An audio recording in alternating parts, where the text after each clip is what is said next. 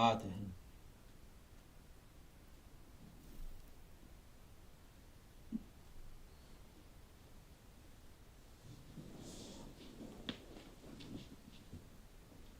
السلام عليكم. وعليكم السلام. أعوذ بالله من الشيطان الرجيم. بسم الله الرحمن الرحيم والصلاة والسلام على رسولنا محمد سيد الأولين والآخرين. مدد يا رسول مدد يا سادات أصحابه مدد يا مشايخنا الدستور مولانا ش.Muhammad فازنا سيد محمد الرحمن مدد طريقتنا الصحبة والخير في الجمعية. Allah Azze ve Celle buyuruyor, herkes bildiği işine yapsın, kendi işi. Allah herkesi değişik yaratmış. Allah Almighty orders people to do what they have been created for. Everyone has been created uniquely and everyone has their unique responsibilities and duties, and it is Allah Almighty's order for everyone to do what they have been created for. O istediğini yükselttiğini alçaltır. And it is Him, Allah Almighty, who elevates whoever He likes, and it is Him, Allah Almighty, who decreases a person's rank whenever He likes. Allah Azze ve Celle'nin ruhudur bu. Kimse kendi çabasıyla yükselmez. No one can increase their ranks through their own efforts. It is only through the will of Allah Almighty that one's rank will be increased. Muhakkak bir sebep olur Allah Azze ve Celle onu yükselsin diye. And there must be a reason, and which will be the means for a person for his rank to be increased. Sebep olur alçalsın diye. And Allah Almighty will then make a reason for that person's rank to be increased, but it may also be the case that Allah Almighty will make a reason for a person's rank to be decreased. Allah yolunda olan insan, halis muhlis olan insan daima yükselir. Those who follow the way of Allah Almighty sincerely and purely in a devoted manner, their ranks will always be increased. Nasıl yükselir? Manevi olarak yükselir. Manevi olunca da Allah Almighty will increase their ranks always spiritually. Maddiyet mühim değil. And when one's rank has been increased and increases spiritually, materially, one's rank materially or worldly does no longer matter. Allah o insanı nereye hizmet edecekse, ne yapacaksa, hizmeti varsa onu yükseltir. Hizmet istemezse onu Allah'a karşı gelirse rezil eder. Allah Almighty may desire your rank to be increased, and Allah Almighty will create a reason for you for your rank to be increased, and the reason for your rank to be increased will be a service which will be appointed to you. And if one fulfills that service which has been appointed to by Allah Almighty will increase your rank. Whoever who rejects that service assigned to you by Allah Almighty, if you reject that service, then Allah Almighty will decrease your rank. Rüsvay olur. And those who reject the duty assigned to them by Allah Almighty will be ruined. Onun insanlara zarar vermiş olur. And those who reject that divine service are in a state of harming people. Onun için Allah'la beraber olsun insanlar. Therefore, it is important to be with Allah Almighty. Dünyaya karıştırmasın. Don't interfere with worldly matters. Allah rızası için hizmetini versin.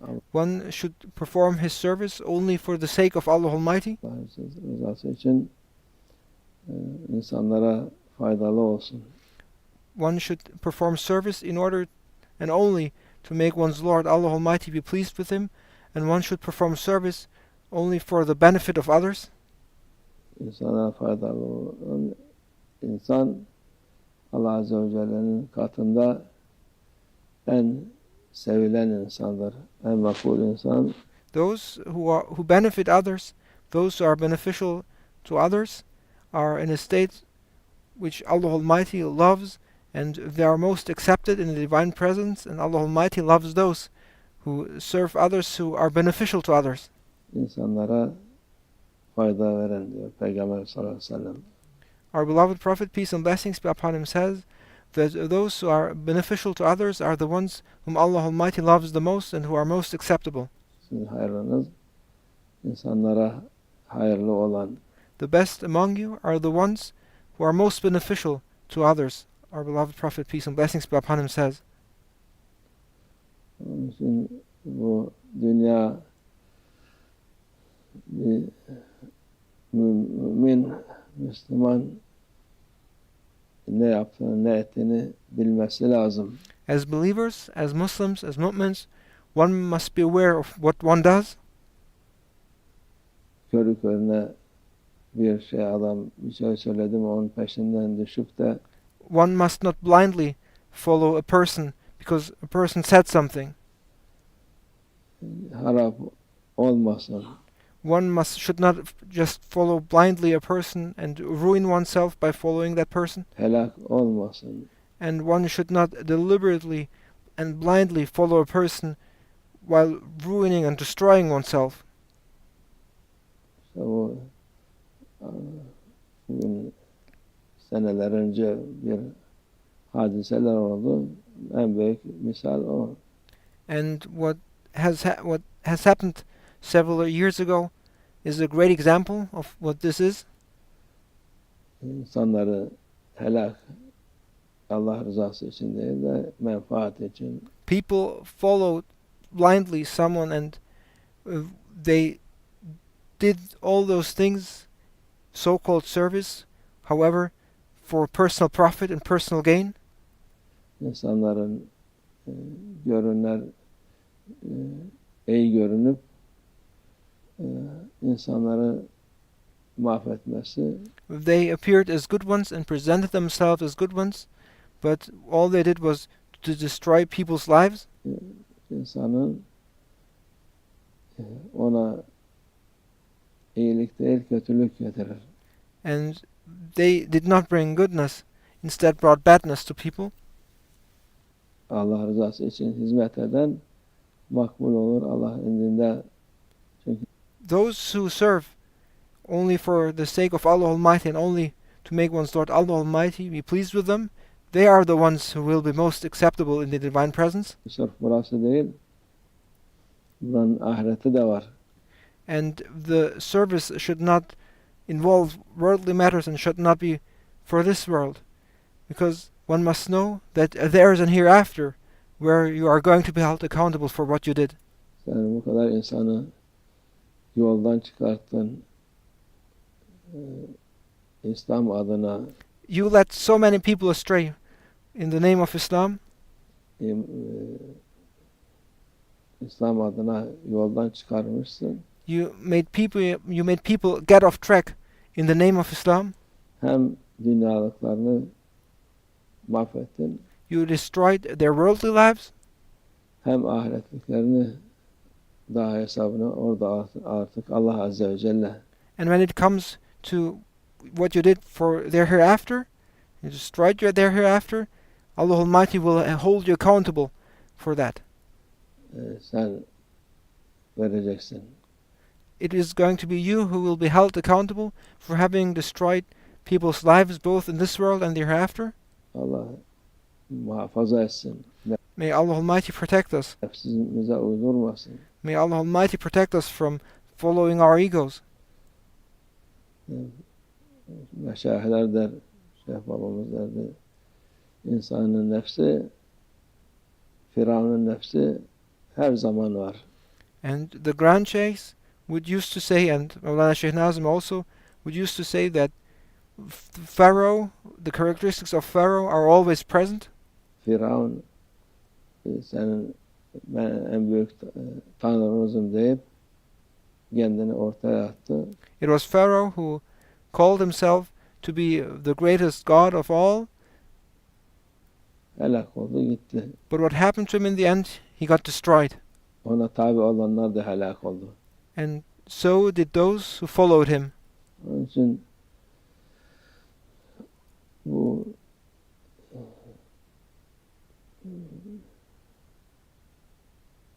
yola giden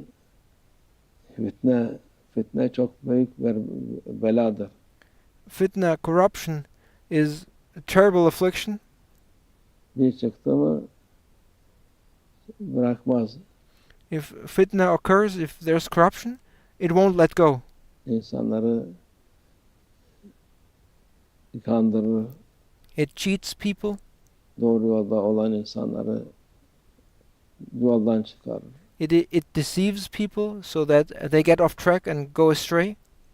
Allah'a şükür tarikat ehli dünyaya bakmaz. Thanks to Allah Almighty that those who follow the tariqah, they are not interested in this world and they don't look at worldly affairs or business. Hizmete bakar. All they care about is to serve their Lord Allah Almighty.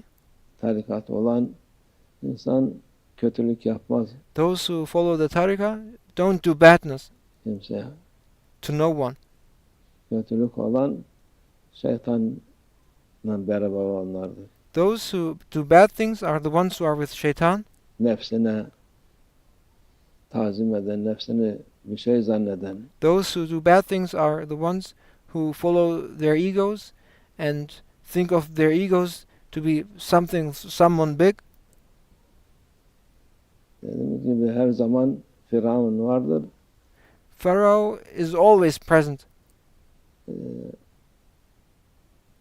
Nefsini büyük görüp, kendini büyük görüp, insanları da ona tabi olup helak olan çok insanlar var. There are many pharaohs who present themselves as someone great and who consider themselves as someone big and as someone superior, and to make others follow them, and then in the end they ruin themselves and the others.